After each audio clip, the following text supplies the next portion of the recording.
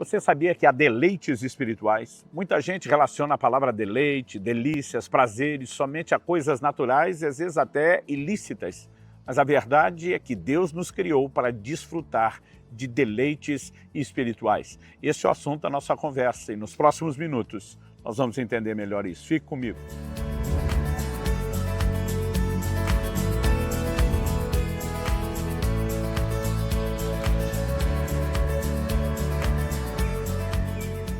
Estou hoje em Puyallup, estado do Washington, nos Estados Unidos, passando para trazer mais uma palavra ao seu coração.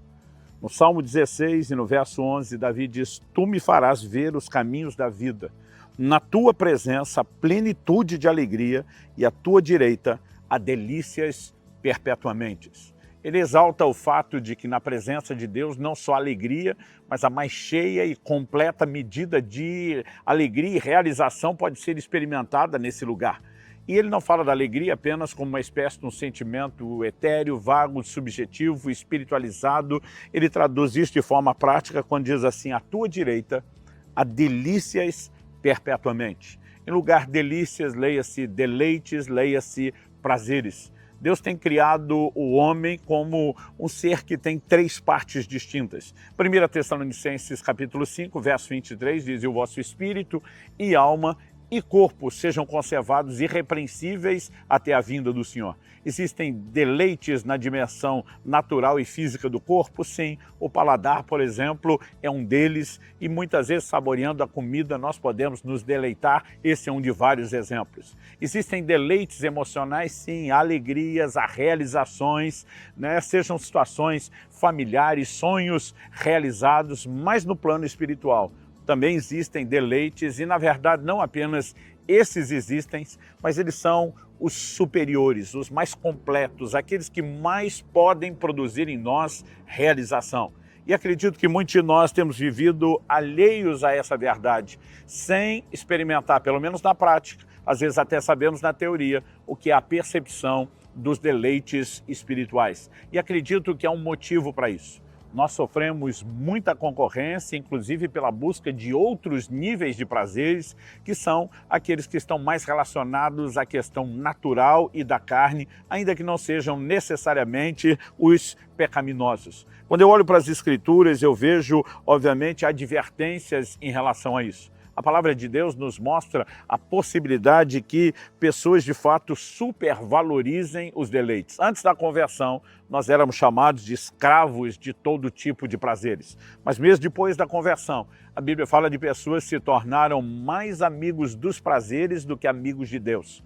Para alguém ser mais amigo dos prazeres do que de Deus, pressupõe-se que já entrou num nível de amizade com Deus, ainda que essa esteja sofrendo dano depois. Portanto, isso significa que, de alguma forma, alguém que já esteve mais próximo, mais íntimo, deixou de estar tão próximo de Deus, porque se tornou mais amigo dos prazeres. Costumo dizer que temos a inclinação de querer ser amigos daqueles que nos agradam. Então, esse tipo de gente já se deixou ser agradado por Deus e agora está buscando o seu aprazimento nos prazeres. E repito, quando falamos de prazeres, não precisamos necessariamente falar de pecado ou coisas ilícitas, embora Hebreus, no capítulo 11, no verso 25, fale dos prazeres transitórios do pecado. Existe prazer no pecado? Claro que sim, senão ninguém pecava. O problema é que ele é transitório, a conta é alta, o resultado é trágico, é drástico. No entanto, nós precisamos entender que há um lugar de profundos deleites que muitas vezes nós estamos distraídos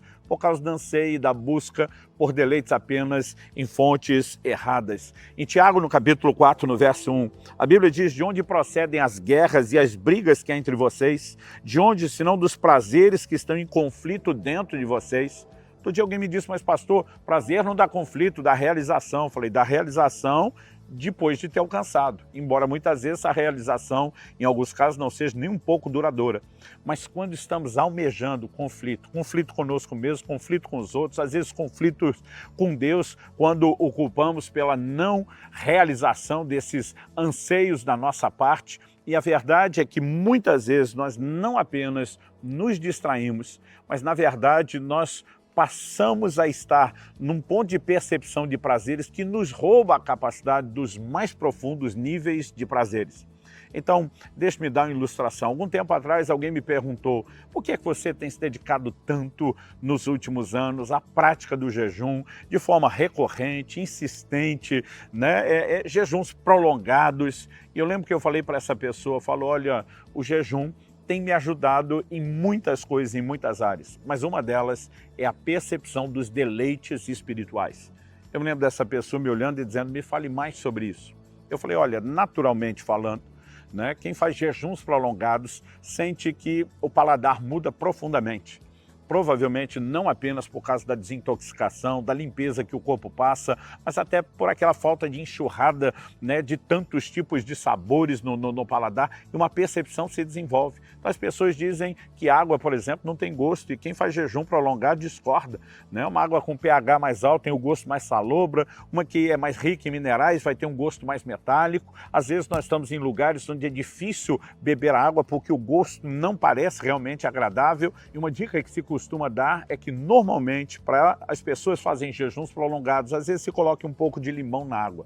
Numa dessas ocasiões provei, né, um suco de limão, e quando eu provei aquilo ele estava doce. E eu pensei, eu acho que tem alguma coisa errada comigo. E eu provei novamente e estava doce. E eu comentei isso e ninguém acreditava. E as pessoas à volta resolveram provar aquilo e fizeram cara de azedo. E de repente eu me toquei do que estava acontecendo. Meu paladar estava tão acurado que eu conseguia perceber a frutose, o açúcar da própria fruta, o açúcar do limão, que ninguém conseguia perceber. Estou citando isso como um exemplo, porque espiritualmente falando, eu percebo que o jejum tem me proporcionado a mesma coisa, o mesmo paralelo.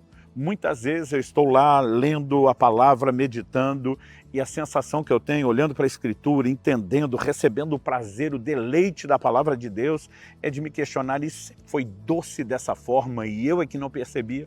Muitas vezes isso acontece no momento de oração ou de adoração, e eu fico ali desfrutando a presença de Deus e me questionando, depois de tantas décadas servindo a Deus, eu é que não percebia o quão doce isso podia ser. Estou falando a respeito disso porque a maioria das pessoas passou a realmente se intoxicar de um nível de açúcar no dia a dia, falando do natural agora, que já não percebe o açúcar da fruta.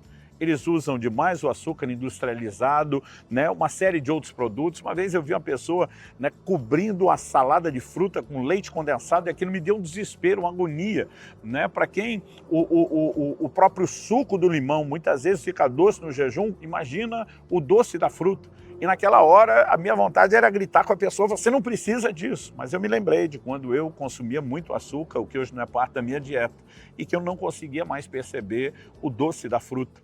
Então, muitas vezes, o que nós não percebemos é que nós nos enchemos tanto de prazeres inferiores a ponto de sufocar a nossa percepção dos prazeres superiores. E aí que eu acredito que eu e você precisamos entender a importância do jejum e da abstinência, né, na prática da vida cristã como uma das disciplinas espirituais. Evidente, quando Deus fez os alimentos, Ele não fez pensando apenas na subsistência, Ele também o fez pensando no prazer. Ele caprichou em toda a variedade, né, de alimentos, de frutas e de sabores, e nós podemos entender, olhando para a palavra de Deus, que é possível ter deleite. O que nós não podemos imaginar é que fomos criados para viver só nesse nível de deleite e que não há nada que seja melhor do que isso. Então, muitas vezes, nós deixamos de perceber que a Escritura nos mostra que há deleites que são lícitos, eles não são necessariamente pecaminosos, mas muitas vezes seria importante que a gente desse uma pausa neles. Por exemplo, quando olhamos para as Escrituras, nós percebemos o apóstolo Paulo falando em 1 Coríntios, no capítulo 7, no verso 1, que cada um tem a sua própria esposa, cada mulher tem a seu próprio marido, e diz por causa da imoralidade, ou seja, todo relacionamento de intimidade física e sexual que não acontece dentro do casamento é tratado na Escritura como imoralidade, seja a fornicação entre solteiros, seja o adultério de alguém que se envolve com quem não é o cônjuge. E Deus, quando olhamos para a vida de intimidade do casal, não pensou apenas na reprodução. Porque em 1 Coríntios, no capítulo 7, no verso 5, Paulo fala de uma frequência da vida sexual que não é meramente para a reprodução. E diz, não vos priveis um ao outro, a não ser por mútuo consentimento. E ele apresenta a única razão, para vos dedicardes à oração e depois novamente vos ajuntardes. Quando Paulo está falando dessa frequência, ele demonstra que aquilo foi dado para prazer, para deleite, não meramente para reprodução. Mas ele diz que a única coisa que justifica uma pausa desse momento de deleite do casal, ele diz, é se vocês de comum acordo quiserem se dedicar à oração. Isso não significa que o casal não possa orar quando no dia a dia está vivendo um avivamento na área da sua intimidade.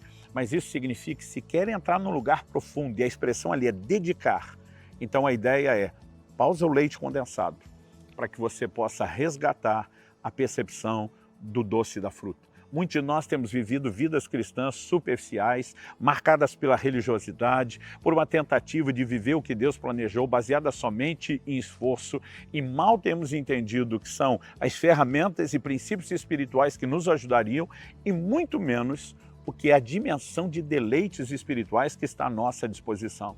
E nós podemos intencionalmente, simplesmente nos posicionar e dizer, vou interromper essa dimensão de prazeres lícitos, vou diminuí-los de forma ocasional, mas vou fazer isso intencionalmente para me dedicar à busca da percepção daquilo que é espiritual. Se nós de fato começarmos a levar a sério o que a palavra de Deus ensina sobre deleites espirituais, nós poderemos desfrutá-los. Mas isso não vai acontecer apenas porque é o anseio de Deus, isso não vai acontecer de forma espontânea ou automática, precisa ser intencional.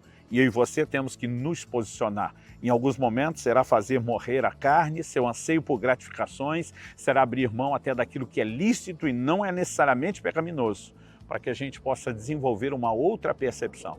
Recapitulando e usando o exemplo que já dei, tirar o leite condensado, para poder resgatar a percepção da doçura da fruta. Parar os deleites naturais, pausá-los, para que a gente consiga entrar na percepção dos deleites espirituais. Que Deus nos ajude a entender, praticar e desfrutar dessa abençoada verdade. Os deleites espirituais são nossos.